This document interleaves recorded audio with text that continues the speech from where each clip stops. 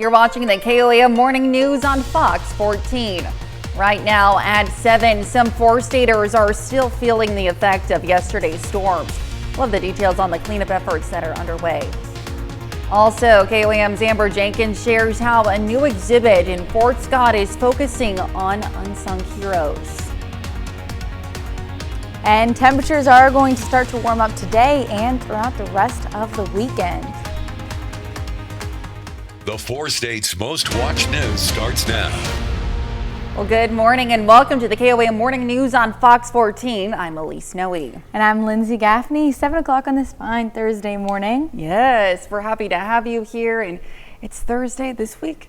Just with the hot weather and then the storms yesterday, it feels like it's kind of been going on for a while. I think we need a weekend reset going on. You know, I've had a couple days off, so for me it flew by. Yeah. But I am happy to be here. You know, Yes. Hopefully the weekend, we'll hurry up, but I'm actually not really looking forward to it because we do have some pretty warm weather tomorrow. Right, so. and we had storms yesterday. As a matter of fact, the severe storm swept through our area early yesterday morning, leaving scattered debris and damage.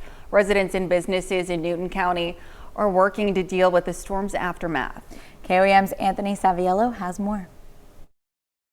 Residents and businesses are cleaning up after a line of storms swept through our area, scattering debris across neighborhoods, leaving some without power, and the Westco Furniture Store in Neosho without a roof. I got pictures showing my roof was pulled off.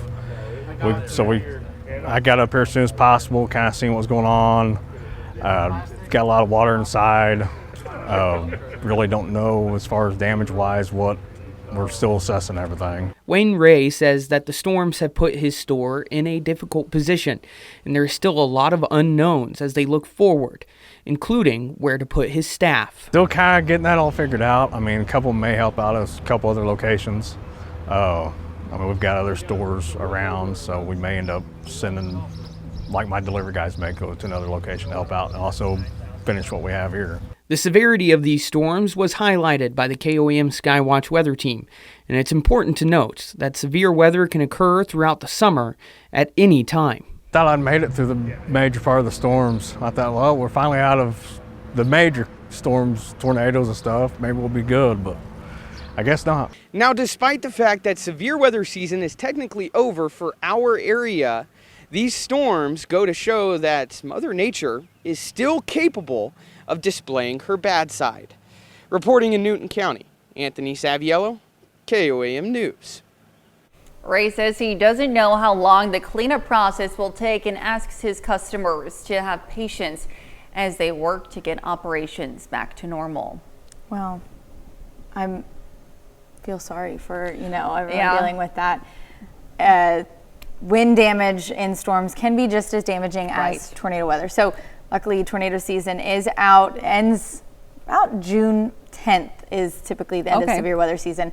But yeah, with these summer storms, wind damage, straight line winds can still be just as damaging as tornadoes, unfortunately. As we saw there, and even back in Carthage in April, we had some straight line winds really caused some damage there. So got to still be on the lookout and, take the proper precautions when we still have weather like this. Definitely. But luckily, for the next couple of days at least, we will not, but we are dealing with the heat. So that's unfortunate. Yes. And we'll take a look at that forecast. Yeah. Let's go ahead. All right, temperatures already getting up to 70, well, close to it.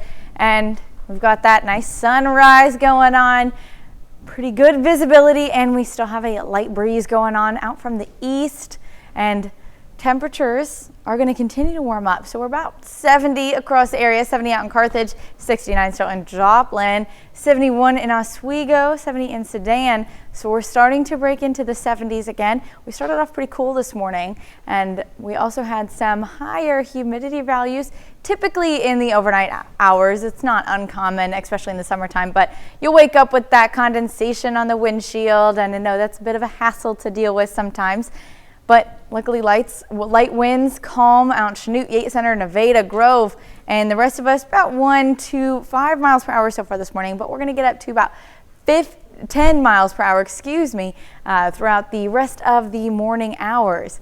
Now, heat is what we're really concerned about in the next couple of days. We do still have a couple chances of rain showers and thunderstorms, those evening summer thunderstorms, but the heat is what we're really focused on, especially out in Nowata and Washington County. Throughout 9 p.m. tomorrow, we have an excessive heat watch due to a heat index getting up to 112 degrees. So it's going to be pretty hot, especially in the southern and western counties. The rest of us still getting pretty warm over the next couple of days. And I'll talk about that in just a bit. All right. Thanks, Lindsay. Well, people in Joplin are dealing with a similar mess as Newton County. Some business buildings are damaged on Main Street, and one at 1042 South Main lost bricks. That caused authorities to block off that sidewalk, and crews were out throughout the city removing downed trees and branches, including some very large ones. Downed trees forced at least one street closure, and one unlucky car, as you can see, owner's vehicles discovered their vehicle covered with fallen limbs and branches. If you do live in Joplin, the city has announced a limb drop-off service for residents cleaning up storm damage. The drop-off facility located at 1702 North Schifferdecker is open daily from 7 a.m. to 5 p.m. They will provide drop-off service until Saturday, and Joplin residents can also bundle limbs and branches cut to 4-foot maximum length and place them curbside for pickup on their regularly scheduled trash service day. The Downtown Joplin Alliance yesterday gave folks a chance to learn about new signage rules in the city. They hosted an event called Signs of a Great Downtown. It's part of a quarterly set of meetings to discuss what's happening in Joplin's downtown and what's to come. Yesterday's meeting was focused on the new rules about neon signs and how businesses can brand themselves. Joplin just updated our downtown sign guidelines, and which will now allow neon in the downtown district, which we're really excited about because, of course, historically downtown had neon, and so we're looking forward to having some more of those added downtown. You know, I think signage is a critically overlooked part of our urban environments, period. The buildings are the body, but the signage is the voice, the personality. The meetings also provide a chance for local entrepreneurs to meet and connect. New exhibits for unsung heroes are now on display in Fort Scott, Kansas. KOAM's Amber Jenkins has more. 2 new exhibits are on display in the Lowell Milken Center for Unsung Heroes in Fort Scott. A group of students from Iowa made a video about Dr. Christine Grant's impact on Title IX in sports, and the center wanted to showcase it. We haven't done a board since 7th grade. We do projects every year, and so we usually do videos, but putting a board together, and obviously we didn't make it, but being able to be a part of that and have our opinions was really big, and I think it's just cool to have our work down here, and it didn't just end with the video. Dr. Grant's niece says her aunt was humble about her accolades, yet she was outspoken for her Scottish pride. And her reaction when she saw the exhibit? Yes.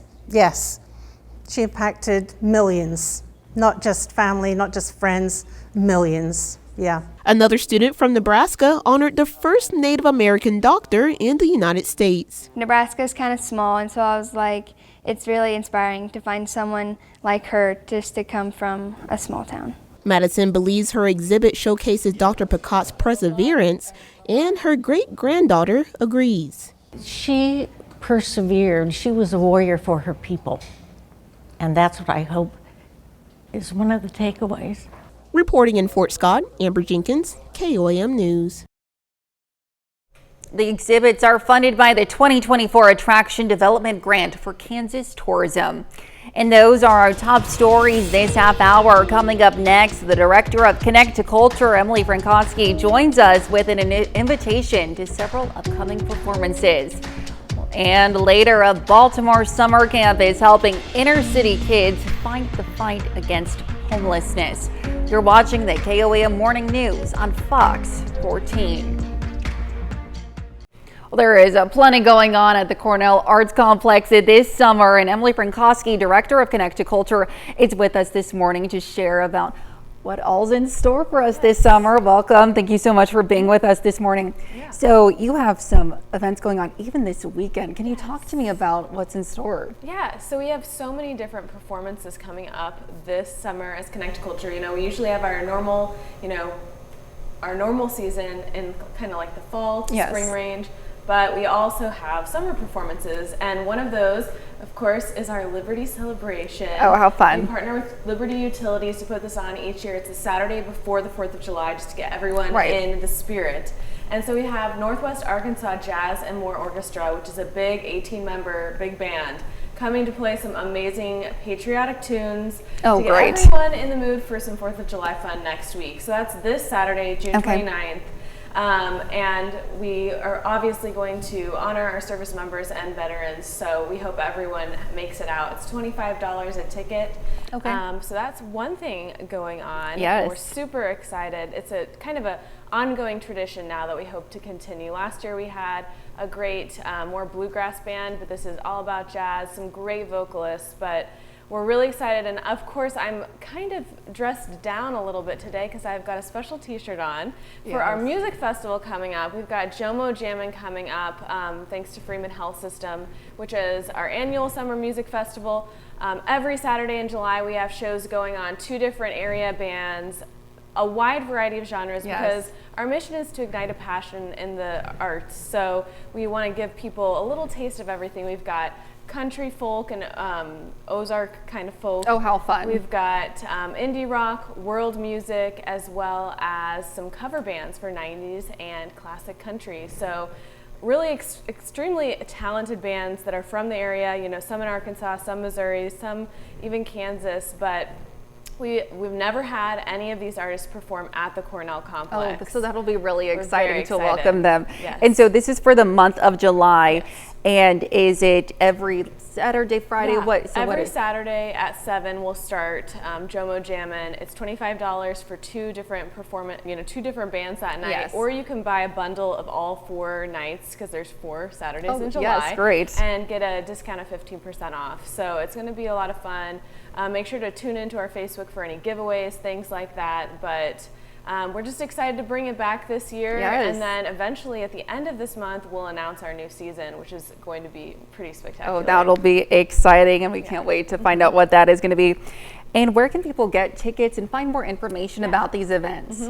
Just visit connect2culture.org. That's connect, the number 2, culture.org. You can always come down to the Cornell complex. Our box office is open Tuesday through Saturday from 1 to 5 p.m. We can help you out get those tickets, or just come the night of the show, and hopefully there will be seats left. So, but there's many ways to get tickets, but make sure to get them through Connect to Culture, because there are some ticket scalpers and things out there. We don't want you to get scammed. So it's always more reliable to buy them through Connect to Culture. Absolutely.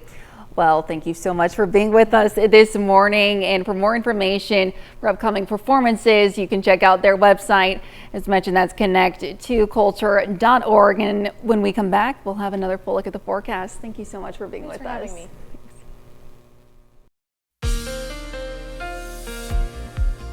Well, we've got a nice sunrise this morning, not a cloud in sight. 7th and range line looking clear, and temperatures are starting to warm up as well. We're about 70 degrees so far, and we got some rain yesterday, which cooled us off yesterday and overnight tonight.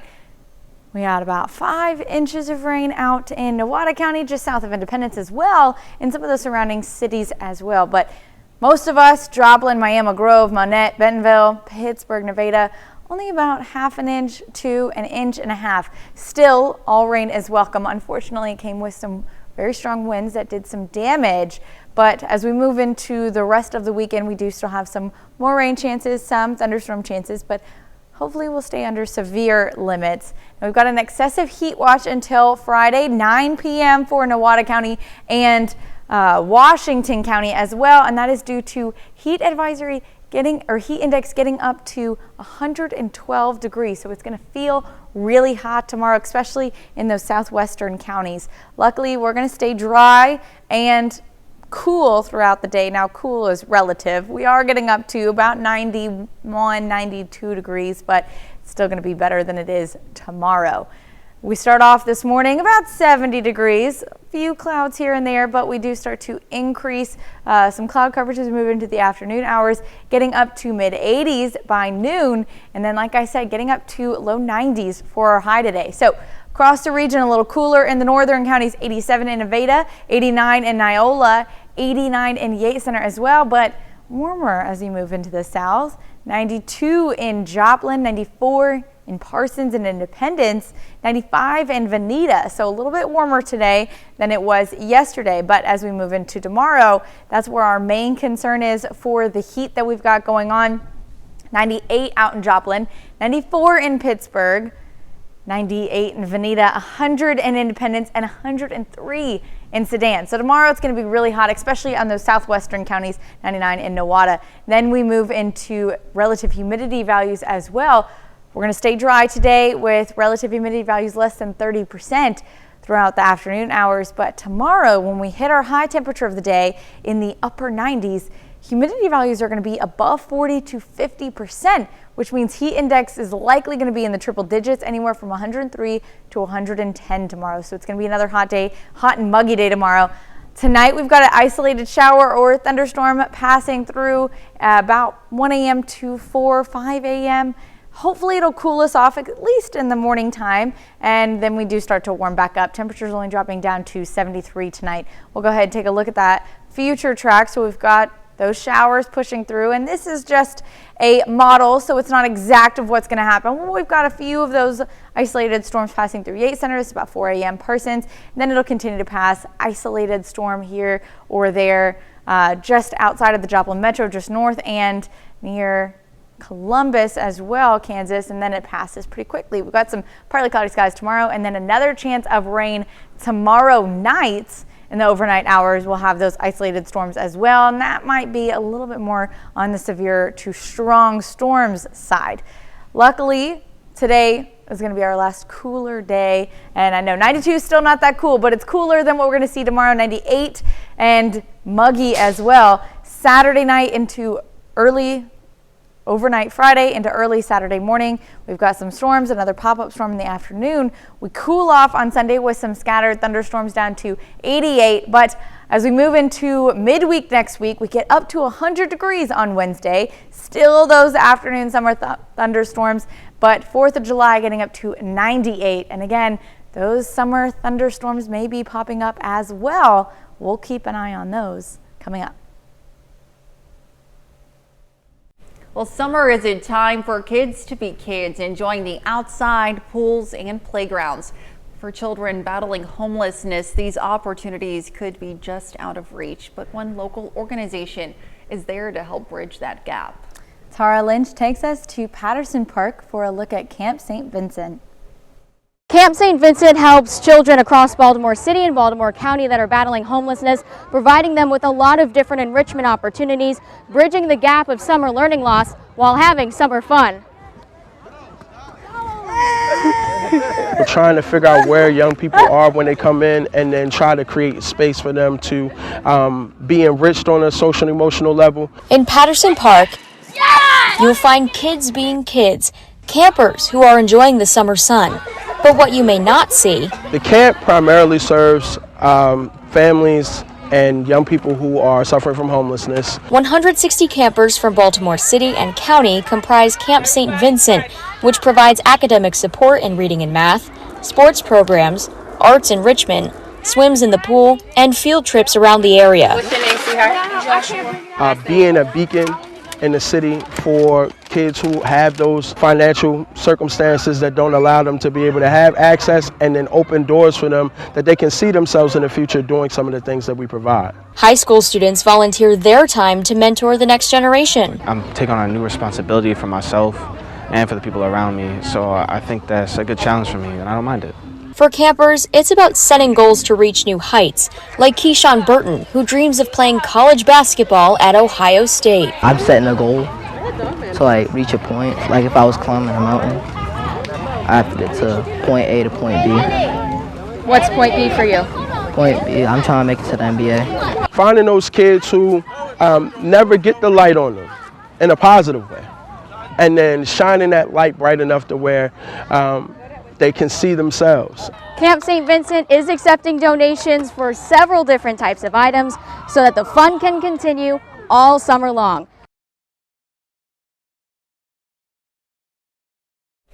Well, certainly an incredible program, incredible summer camp, helping kids not only beat the heat and have some fun, but also give them some hope for the future. Yeah, that is really amazing.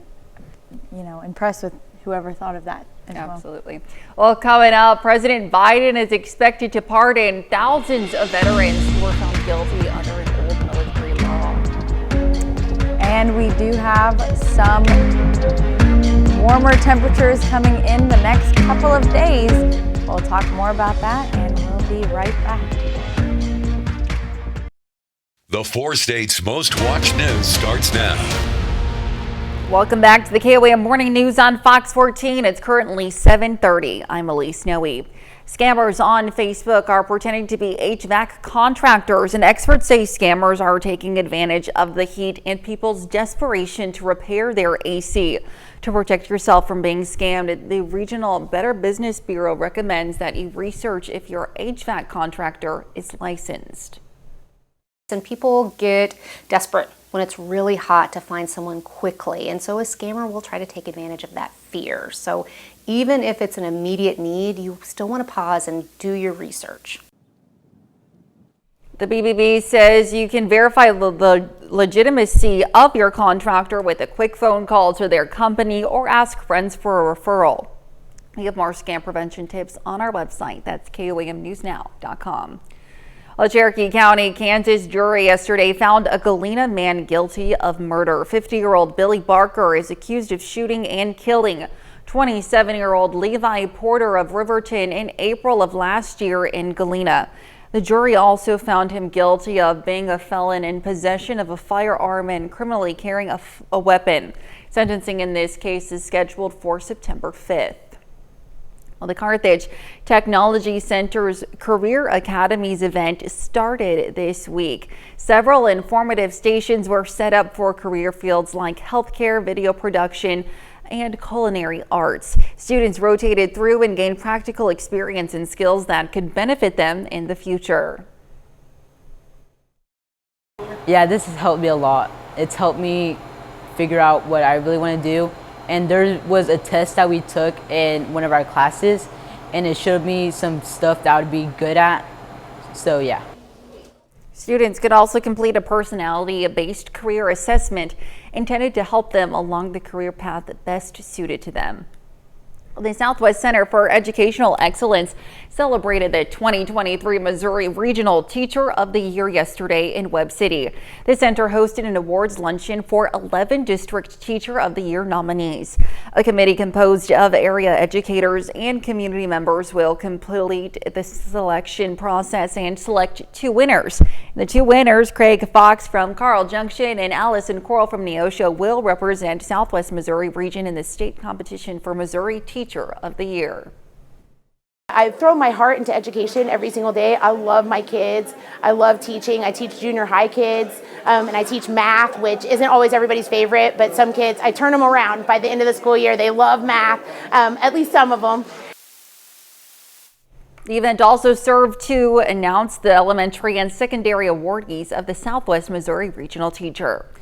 To celebrate National Reunification Month, TFI in Pittsburgh held a pinwheel planting ceremony yesterday. The team shared reunification stories in addition to planting pinwheels to represent and recognize the nearly 300 Kansas families TFI has helped reunify this past year. In the past year, TFI has served more than 6,000 children in prevention, foster care, adoption, and residential services. Now here's Lindsay with a look at the forecast. Overall today, we're going to warm up to upper 90s right now, just about 70 degrees, good visibility, and a light wind out of the east. We don't have a cloud in sight yet, but we may start to see some clouds pushing into the area in just a bit as we move into the afternoon hours. Now, across the region, pretty universal. In the upper 60s, just about to hit 70, and we've got relative humidity values still pretty warm, so it's a little bit humid out there in the upper 90% to 100% out in Yates Center as well. So pretty humid out there. Winds are also going to stay pretty light throughout the remainder of the morning. Calm out in Nevada, Mount Vernon, Grove, Independence, Chanute, and about 2 to 10 miles per hour winds throughout the early mornings of this hour. Early morning hours of today. Now we move into the afternoon, we're going to start to see winds pick up 10, 15 miles per hour. And we do also have a chance for an isolated storm or two this afternoon, and the overnight hours tonight may keep us cool, or unfortunately it may add to the humidity tomorrow, and we see a spike in temperatures as well. We'll talk about all of that in just a bit. All right, thanks, Lindsay. We'll see you soon. Well, President Joe Biden is expected to pardon thousands of veterans convicted of an old military law banning homosexual romantic encounters. Fox News' Chris DeMeo has the story. President Joe Biden is set to pardon thousands of veterans convicted under an old military law that banned gay sex. The commander-in-chief issuing a statement Wednesday saying in part, quote, "I'm righting an historic wrong by using my clemency authority to pardon many former service members who were convicted simply for being themselves." Between 1951 and 2013, former Article 125 of the Uniform Code of Military Justice outlawed sex between members of the same gender. President Biden's pardons are expected to impact roughly 2,000 former service members, with Biden writing, "Some of these patriotic Americans were subject to court-martial and have carried the burden of this great injustice for decades." The pardons are expected to help many convicted veterans receive economic and educational benefits that may have been withheld if they were dishonorably discharged from the military because of their sexuality. This move comes as the nation nears the end of Pride Month. It's a time to celebrate and honor the LGBTQ plus community, with President Biden writing in part, quote, "This is about dignity, decency, and ensuring the culture of our armed forces reflect the values that make us an exceptional nation." Chris DeMeo, Fox News. And that's a look at our top news stories coming up this half hour on the KOAM Morning News. Over 3 million Americans are expected to travel this weekend. We'll have some tips to keep you safe this holiday week.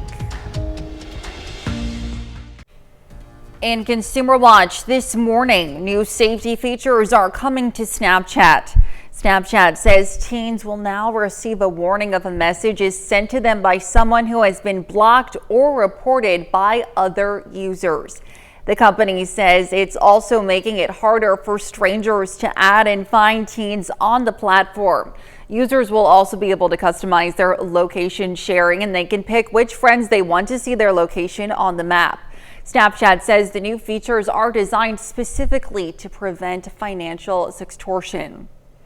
Well, some classic games are getting a makeover to help out colorblind players. Mattel says it will make 80% of its games colorblind accessible by the end of the year. The company is also pushing for 90% by the end of 2025. Players can expect non-color-based indicators in games such as unique shapes on Uno cards, tactical clues on Tumbling Monkeys, and distinct patterns on Blockist blocks.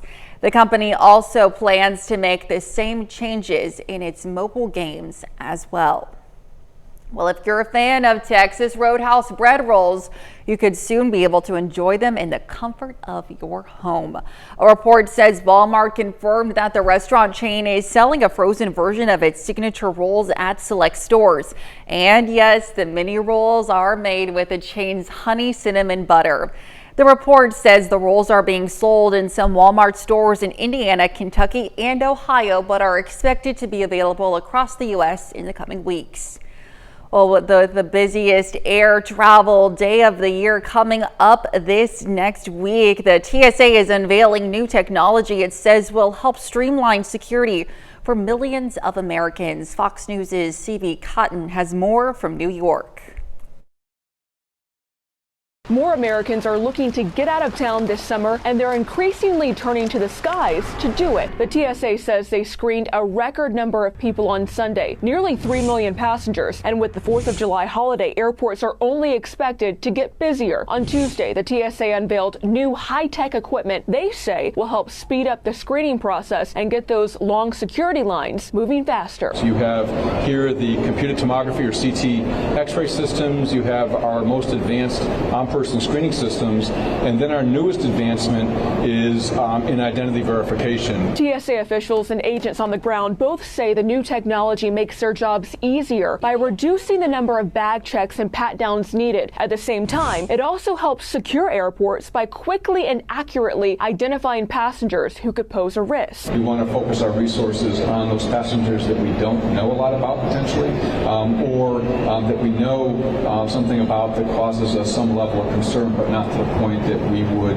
inhibit their travel. But of course, passengers have to do their part as well, and the agency is reminding travelers not to pack prohibited items like liquids, gels, or aerosols. And one more tip. And most importantly, be kind and respectful to airport staff and your fellow travelers. The FAA says it expects Thursday to be the busiest air travel day of the year, with more than 54,000 flights scheduled nationwide. In New York, CB Cotton, Fox News. And those are our top consumer stories this morning. Now let's take a look at the market prices before the opening bell.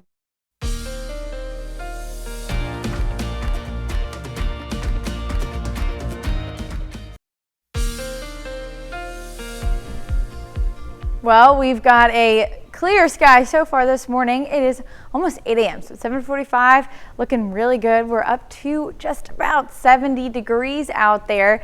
A nice start to the morning. We did get some rain yesterday as well, which helps with our drought conditions. We're not quite in a drought, but we are heading back towards one as we see temperatures continue to rise and we see little to no rainfall throughout the last couple of weeks. But we got about 5 inches out in Newcastle County and just south of Independence as well. And then the rest of our counties, Pittsburgh, Joplin, Miami, Monette, just half an inch to an inch and a half. Not too much, but any rain is welcome. Unfortunately, came with some very strong damaging winds as well. For right now, we're focused on the heat, at least for the next couple of days. We've got an excessive heat watch out for Newcastle County and Washington County as well, and that's until 9 p.m. tomorrow night. So today is not going to be too bad. We're getting up to the low 90s, heat index in the mid 90s, but tomorrow we're getting up to the upper 90s, heat index in the triple digits. We do have a chance of rain tonight in the overnight hours, but overall we're going to stay pretty dry today. Starting your morning off about 70 degrees, but we'll warm up to mid 80s by noon today. And like I said, these temperatures for our high, 92 out in Joplin, Carthage, 90 Lamar, 89 in Pittsburgh, 94 in Independence, 95 in Veneta, so a little bit warmer if you are in the southwestern counties, a little bit cooler if you are in the north or the eastern counties. Not too bad today, but as we move into tomorrow, that's where we're really concerned. We've got temperatures 98 in Joplin, 94 in Pittsburgh, a little bit cooler, but 98 in Veneta, 99 in Grove, Anderson, 98 in Jay, 100 in Independence, 103 in Sedan. So surrounding counties, especially if you're off in the east and the south, or the west and the south, you're going to see those really strong temperatures, not to mention paired with humidity values. Today we're going to stay pretty dry, less than 30% humidity, which is good. We're not really going to see too hot, too muggy conditions today, and we're really only going to see a heat index up into the mid 90s.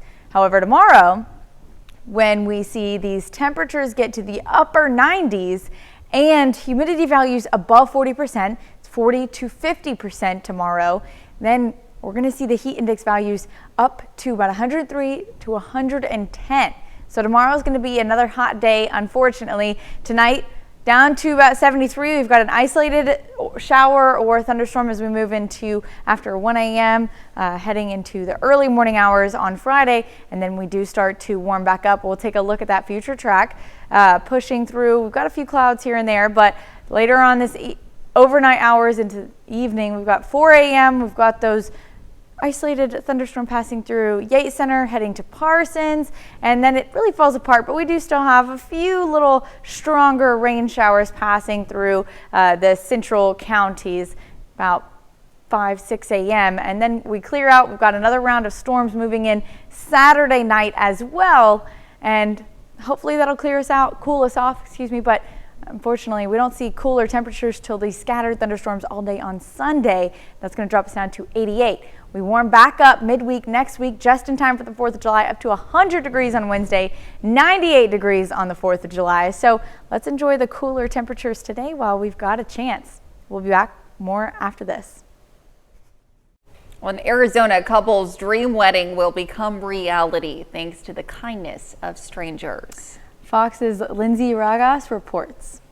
Only expecting her Chipotle delivery, Erica Hernandez had a heartfelt note attached to the bag. Something along the lines of, "Thank you for your order. I'm driving on the side to give my fiance the wedding she deserves."